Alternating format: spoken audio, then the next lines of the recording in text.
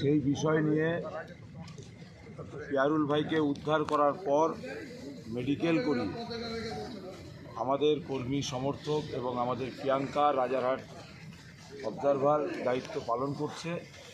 সে এবং রাজারহাটের আরও কিছু নেতৃত্ব সকলে মিলিতভাবে তাকে হসপিটাল থেকে চিকিৎসা করিয়ে নিয়ে শাসন থানায় এসে আমরা সকলে মিলিতভাবে শাসন থানায় অভিযোগ জানিয়ে আমরা বেরিয়ে এসেছি।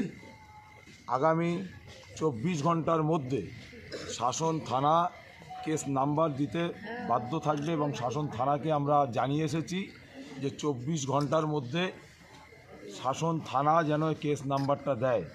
যদি শাসন থানা না দেয় তাহলেও আমরা ভিতরে জানিয়ে এসেছি যে আগামী দিন বারাসাত এসপি অফিস ঘেরাও হবে এবং ইন্ডিয়ান সেকুলার ফ্রন্টের শুধু পিয়ারুল ভাই নয়, কোনো কর্মী সমর্থকদের উপরে অন্য কোনো রাজনৈতিক দলের ব্যক্তিত্ব যদি কোনো রকমভাবে অসুবিধা করে রাজনৈতিক কার্যকলাপে, তাহলে কাউকে ছেড়ে কথা বলা হবে না। কারণ উত্তর 24 পরগনা কারুর বাবার নয়, শাসন কারুর বাবার নয়, বাংলার জনগণ জেগে গেছে। অতএব এরা নওশাদ সিদ্দিকীর প্রতিটা কর্মী সমর্থকদেরকে ভয় পেয়েছে এবং শাসক এটা ভয় পাচ্ছে। আগামী 21শে জানুয়ারি যাতে এই শাসন থেকে এবং উত্তর 24 পরগনা থেকে কোনো লোকজন যাতে না যায় তার একটা পরিকল্পনা এরা নিচ্ছে।